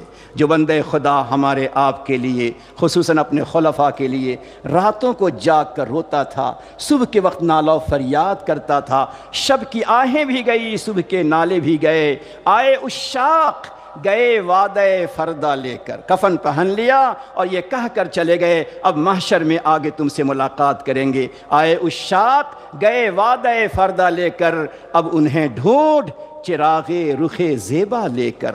اب چراغ لے کے بھی ڈھونڈو گے وہ تو نہیں ملیں گے، لیکن ان کا مشن، ان کی تعلیم، ان کا طریقہ ہمیں اور آپ کو ضرور مل جائے گا۔ اس لیے اس اجتماع کا، اس تعزیتی پروگرام کا مقصد یہی ہے کہ جو دولت آپ نے تقسیم کی ہے اور ہمیں اور آپ کو تقسیم کر کے دینا چاہا ہے، اس کو ذرا ہم آگے بڑھائیں، اپنے آپ پہ تھوڑی محنت کریں۔ بغیر محنت، بغیر مجاہدہ اور بغیر کوشش کے کچھ ہاتھ آتا نہیں ہے۔ بس یہی کسی اللہ نے کہا جس کی زندگی محمود ہے، جس کی زندگی محمود ہے، اس کی موت بھی محمود ہے۔ اور امام احمد رحمۃ اللہ علیہ، احمد بن حنبل رحمۃ اللہ علیہ بغداد میں تھے، اور آپ جانتے ہیں کہ ہر دور اور ہر زمانے میں جتنے اکابر اور جتنے مشائخ گزرے ہیں، وہ اکابر اور مشائخ کے درجات کو مزید بلند کرنے کے لیے، ان کے مقامات کو اور اعلیٰ سے اعلیٰ تک پہنچانے کے لیے دنیا کے کچھ ایسے اسباب ہوتے ہیں کہ جس میں آزمائش، مصیبتیں، مشکلات سے انسان کو گزرنا پڑتا ہے، مشکلات سے انسان کو گزرنا پڑتا ہے، اور انسان جب ان مشکلات کو صبر کے ساتھ، تحمل کے ساتھ، عفو درگزر کے ساتھ اس کو اگر برداشت کر لیتا ہے تو اللہ تعالیٰ بہت ہی زیادہ اس کو نوازتے ہیں۔ یہی معاملہ ہمارے حضرت کا بھی ہوا، کچھ آزمائشی دور سے گزرے، لیکن اللہ تعالیٰ نے اس حسن و خوبی کے ساتھ اس دنیا سے آپ کو اٹھایا ہے کہ آج جس طرح امام احمد بن حنبل آزمائشی دور سے گزرے تھے تو ایک دفعہ دل بھر آیا تھا، فرمایا تھا اے لوگو میرا جنازہ فیصلہ کر دے گا۔ امام احمد بن حنبل نے کہا تھا میرا جنازہ فیصلہ کر دے گا۔ میں کہتا ہوں ہمارے حضرت کے لیے آپ کا جنازہ ہو یا پوری دنیا میں پھیلے ہوئے اہل محبت کا غم ہو، اس نے فیصلہ کر دیا کہ ایک آزمائش تھی جو رفع درجات کے لیے ہوا کرتی تھی۔ تم دیے باد مخالف سے نہ گھبرا اے عقاب، تم دیے باد مخالف سے نہ گھبرا اے عقاب، یہ تو چلتی ہے تجھے اونچا اڑانے کے لیے، یہ تو چلتی ہے تجھے اونچا اڑانے کے لیے۔ اگر ہم مدرس ہیں، اگر ہم امام ہیں، اگر ہم کسی بھی شعبے میں کام کرتے ہیں، اگر آزمائش آتی ہے، تکلیفیں آتی ہیں، تو اس سے ہمیں گھبرانے کی ضرورت نہیں ہے۔ کیوں؟ اس لیے علامہ اقبال نے کہا تن دیے باد مخالف، یعنی جو مخالف ہوائیں ہیں، تن دیے باد مخالف سے نہ گھبرائے عقاب، یہ تو چلتی ہیں تجھے اونچا اڑانے کے لیے۔ اللہ رب العزت ہم تمام کی طرف سے حضرت والا کو خوب خوب رحمتوں سے اور اپنی عنایتوں سے اور مغفرت سے اللہ آپ کو نوازے، آپ کی قبر مبارک کو اللہ تعالیٰ نور سے لبریز فرما دے، اور حضرت کے جو جانشین ہیں حضرت مولانا حبیب اللہ صاحب دامت برکاتہم اور صاحبزادے حضرت سیف اللہ صاحب دامت برکاتہم، یہ تمام کے تمام جو ہیں ہم تمام کے لیے آنکھوں کے پھول ہیں اور دل کے تارہ ہیں۔ میں بتاؤں حضرت کی تواضع اور حضرت کے بیٹوں کی تواضع بتاؤں کہ حضرت سیف اللہ صاحب دامت برکاتہم ایک دفعہ ڈائری لے کر آگئے، اور میرے پاس نہیں بلکہ کئی لوگوں کے پاس چلے گئے، اور کہا کہ ذرا اس میں مجھے کچھ نصیحت لکھ دیجئے۔ ہم تو حضرت کے غلام تھے، اور ہم تو حضرت کے قدموں پڑے ہوئے تھے، ہم تو خود سیکھنے کے لیے گئے تھے، لیکن یہ تربیت اور یہ تواضع انکساری کہ میں کن کا بیٹا ہوں یہ نہیں دیکھا، بلکہ آئے اور ہر ایک کے پاس، کئی لوگوں کے پاس گئے اور کہا کہ مجھے ذرا اس پہ نصیحت لکھ دیجئے، انشاءاللہ وہ نصیحت ہمیں ہماری زندگی میں کام آئے گی۔ یہ بڑوں کی تربیت کا نتیجہ ہے۔ بہرحال اللہ تعالی ہمیں اور آپ کو اپنی محبت، معرفت، خوف اور خشیت کی دولت عطا فرمائے، اور حضرت نے جس سے مشعل کو جلایا تھا، روشن کیا تھا، اسی مشعل کو ہمیں بھی لینا ہے۔ ایک مرتبہ ایسا ہوا کہ حضرت تقریباً پوری رات جاگتے تھے، خاص طور پر اعتکاف میں پوری رات جاگتے تھے، اور جو شروع کے حالات حضرت کے ہیں 3 گھنٹے سوتے تھے، یہ مجاہدہ تھا 3 گھنٹے سونا۔ تو ایک دفعہ ایسا ہوا کہ میں بھی معتکف کے قریب تھا، تو رات کو حضرت جاگتے رہے، پھر صبح ہوئی، فجر کی نماز ہوئی، تو کچھ ساتھی بڑے میاں حضرت کے معتکف میں چلے گئے اور اشراق تک باتیں کرتے رہے، اشراق تک باتیں کرتے رہے۔ جب چلے گئے تو حضرت سیف اللہ صاحب دامت برکاتہم نے حضرت سے کہا کہ ابو، یہ لوگ جو بات کر رہے تھے کوئی اتنی اہم بات نہیں تھی، یہ تو بعد میں بھی کہہ سکتے تھے، کسی اور وقت آ کے کہہ سکتے تھے۔ تو حضرت نے کہا کہ دیکھو سب کا لحاظ کرنا پڑتا ہے، تو چونکہ چھوٹے تھے، تھوڑا بے تکلفی کرتے تھے، تو انہوں نے کہا کہ حضرت ابو، پیر صاحب کوئی لوہے کے ہوتے ہیں؟ ایسے کہا پیر صاحب کوئی لوہے کے ہوتے ہیں؟ کہا نہیں بیٹا، سنو جملہ سنیے، وہ میں نے بھی سنا۔ حضرت نے فرمایا بیٹا، شمع جل کر اپنے آپ کو پگھلا کر روشنی دیتا ہے۔ شمع کی روشنی جلنے اور پگھلنے پر ہوتی ہے۔ اگر اللہ کے بندوں میں ہدایت کی روشنی کو پھیلانا ہے تو اپنے آپ کو جلانا پڑے گا، کھپانا پڑے گا۔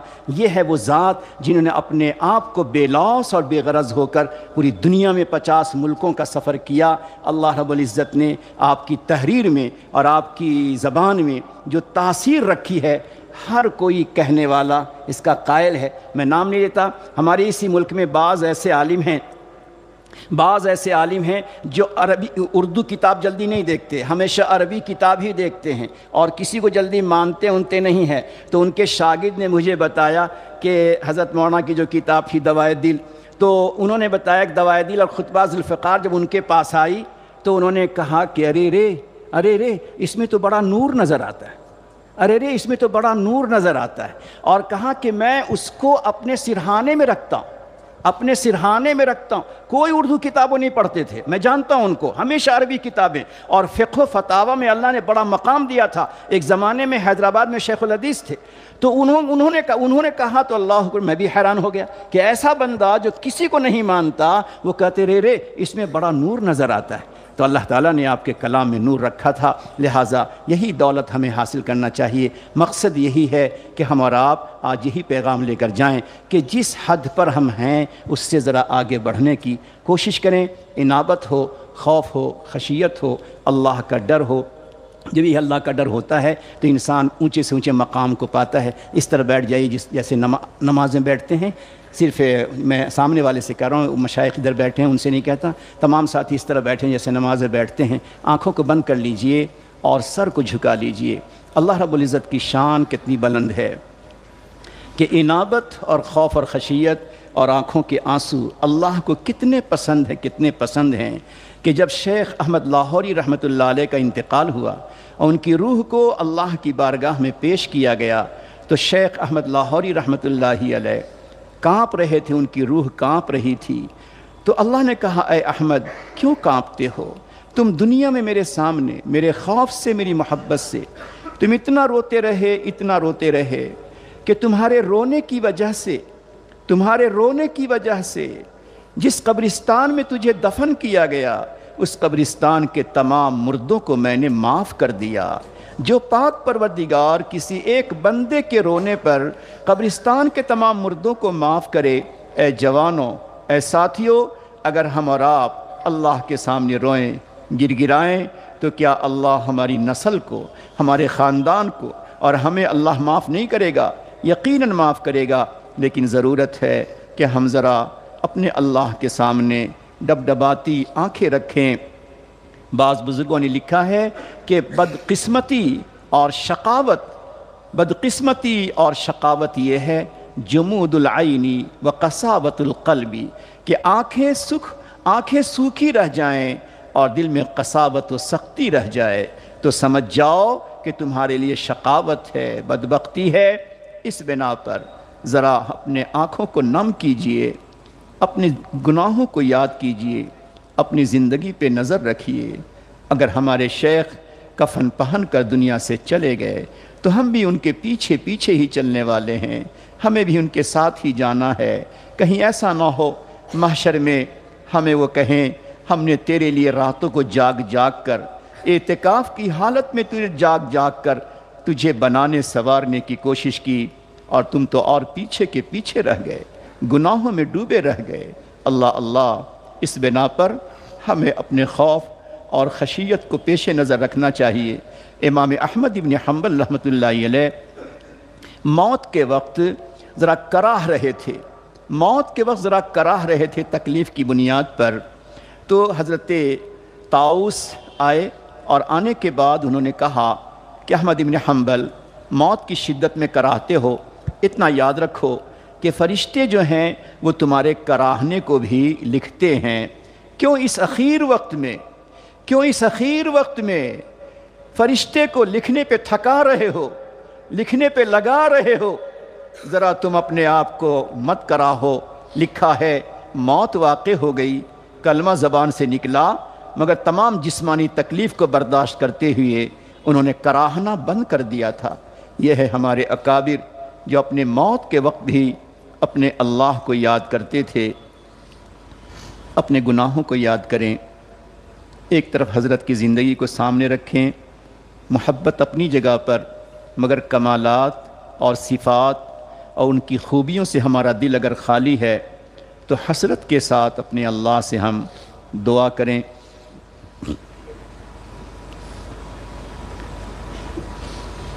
میں تیرے سامنے جھک رہا ہوں خدا۔ جو بندہ دنیا میں سر جھکاتا ہے محشر میں اس کا سر اٹھا ہوگا، جس نے دنیا میں ندامت کا سر نہیں جھکایا محشر میں اسے سر جھکانا پڑے گا۔ بعض عارف نے کہا جسے اپنی زندگی پر دنیا میں رونا نہیں آیا اسے محشر میں رونا پڑے گا۔ ہر آنکھ کو رونا ہے، جس نے دنیا میں رو لیا اسے آخرت میں رونے سے بچنا ہے۔ میں تیرے سامنے جھک رہا ہوں خدا، میرا کوئی نہیں اللہ تیرے سوا۔ میں گنہگار ہوں، میں خطا کار ہوں، میں گنہگار ہوں، میں خطا کار ہوں، میں سیاہ کار ہوں، میں سزاوار ہوں۔ میری توبہ ہے توبہ اے میرے الہ، میری توبہ ہے توبہ اے میرے الہ۔ مجھ گنہگار کو تو نہ دینا سزا، مجھ گنہگار کو تو نہ دینا سزا۔ میں تو غفار ہوں تو نے خود ہی کہا میرا کوئی نہیں، میرا کوئی نہیں اللہ تیرے سوا۔ حضرت دعا فرمائے۔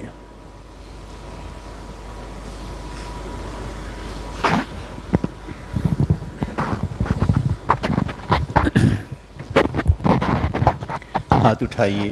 اللہم لک الحمد کما ینبغی لجلال وجہک وعظیم سلطانک، اللہم لک الحمد حمدا دائما ابدا ما دوامک، اللہم لک الحمد حمدا خالدا ما خلودک، اللہم لا احصی ثناء علیک کما اثنیت علی نفسک، اللہم صلی علی سیدنا محمد وعلی آل سیدنا محمد وبارک وسلم۔ جزا اللہ عنا محمدا صلی اللہ علیہ وسلم ما هو اہلہ، اللہم صلی علی محمد صلاة تنجینا بها من جمیع الاحوال والآفات وتقضی لنا بها جمیع الحاجات وتطہرنا بها من جمیع السیئات وترفعنا بها عندك اعلی الدرجات وتبلغنا بها اقصى الغایات من جمیع الخیرات فی الحیات وبعد الممات انك على كل شیء قدیر۔ اے اللہ ہم بڑے گناہگار، اللہ جی بڑے خطا کار ہیں، بڑے سیاہ کار ہیں، اللہ بڑے پاپی ہیں، پروردگار سر کے بالوں سے لے کر پاؤں کے ناخن تک گناہ میں ڈوبے ہوئے ہیں۔ اللہ ظاہر بھی ناپاک و گندہ ہے، باطن بھی ناپاک و گندہ ہے۔ پروردگار ظاہر میں تیرے بندے ہیں مگر باطن میں نہایت گندے ہیں۔ اے اللہ ہماری گندگی کو دور فرما، ہماری گندگی کو صاف فرما، اللہ جی معاف فرما۔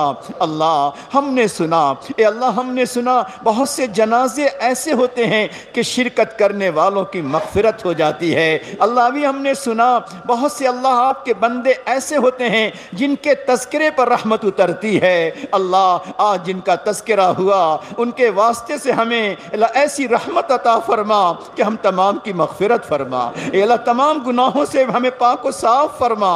اے اللہ ظاہر کے گناہ کے ساتھ باطن کے گناہوں کو معاف و صاف فرما۔ اللہ ہمارا دل حسد سے، کینہ سے، بڑائی سے، عجب سے، بدگمانی سے، اللہ ہر قسم کی خرابی سے اللہ ہمارا دل لبریز ہے، معاف فرما دیجئے، صاف فرما دیجئے، اللہ صاف فرما دیجئے۔ اللہ ہم نے سنا ٹوٹے دلوں کی دعاؤں کو قبول کرتا ہے، ٹوٹے دلوں پر تو نظر رحمت ڈالتا ہے۔ اللہ آپ کے یہاں بہت سے بندے، اللہ بہت سے مقرب بندے دل ٹوٹا ہوا ہے، آنکھیں آب دیدہ ہیں، غم زدہ ہے، سہا نہیں جاتا۔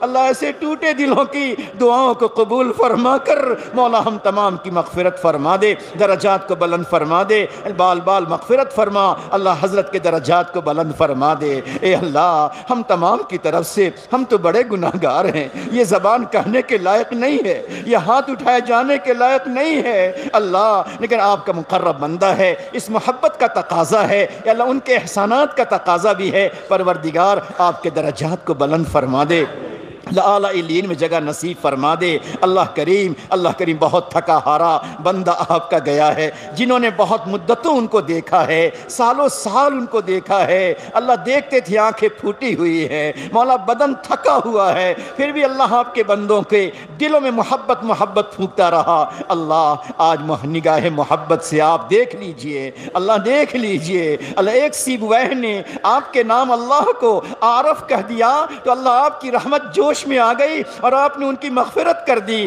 اللہ اس بندے نے پتہ نہیں کتنے لاکھوں مردوں اور عورتوں کو اللہ انہوں نے اللہ کرنا سکھا دیا، ان کے دل کو اللہ کہنے والا بنا دیا، اللہ لفظ اللہ کو محبوب بنا دیا۔ اللہ اسی کے صدقے ان کی مغفرت فرما، درجات کو بلند فرما، اعلیٰ علیین میں مقام عطا فرما۔ اللہ ان کے لیے تمام علوم کو، ان کی کتابوں کو، بیانات کو، ان کے محنت کیے ہوئے سالکین، ان کے خلفاء کو اللہ ان کے صدقہ جاریہ بنا دیجئے، ہر عمل کو ان کے درجات کی بلندی کا ذریعہ بنا دیجئے۔ اے پاک پروردگار ہم تمام کی طرف سے، ہم تمام جتنے یہاں موجود ہیں، ہم تمام کی طرف سے آپ کے روح پر نور کو، آپ کی روح کو مسرور فرما دے، خوشیوں کا تحفہ عطا فرما دے۔ ہم تمام کی طرف سے نام بنام، ہم تمام کی طرف سے نام بنام ایصال ثواب کا تحفہ آپ کی خدمت میں پیش فرما دیجئے اللہ، اور آپ کے طریقے پر ہم تمام کے لیے چلنا آسان فرما۔ اے اللہ ہمدم ہم بازاروں میں رہتے ہیں، سڑکوں پہ چلتے ہیں، دل ہمارا خراب ہوتا ہے۔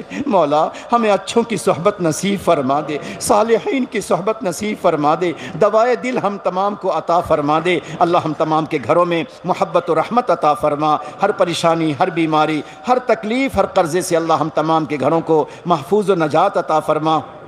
اللہ یہاں آپ کے جتنے بندے آئے ہیں صرف اور صرف ایک بندے کی محبت میں آئے ہیں، اے اللہ ایک بندے کی محبت میں آئے ہیں۔ ابراہیم ادھم نے خواب دیکھا تھا کہ فرشتہ ہے، اس کے ہاتھ میں دفتر ہے، پوچھا یہ کیسا دفتر؟ یا فرشتے نے کہا اس میں وہ ان لوگوں کا نام لکھا ہے، ان لوگوں کا نام لکھا ہے جو اللہ سے محبت کرتے ہیں۔ ابراہیم نے پوچھا کیا میرا نام اس میں ہے؟ تو فرشتے نے کہا آپ کا نام اللہ سے محبت کرنے والوں میں نہیں ہے۔ مایوس ہو گئے، پھر کل ہو کر ایک دوسرا دفتر دیکھا، پوچھا فرشتوں سے اس میں کس کا نام ہے؟ فرشتے نے کہا اس میں ان کا نام ہے جن سے اللہ محبت کرتے ہیں۔ ابراہیم نے پوچھا اس میں میرا نام ہے یا نہیں؟ کہا ہاں ہاں سب سے پہلے تیرا ہی نام ہے۔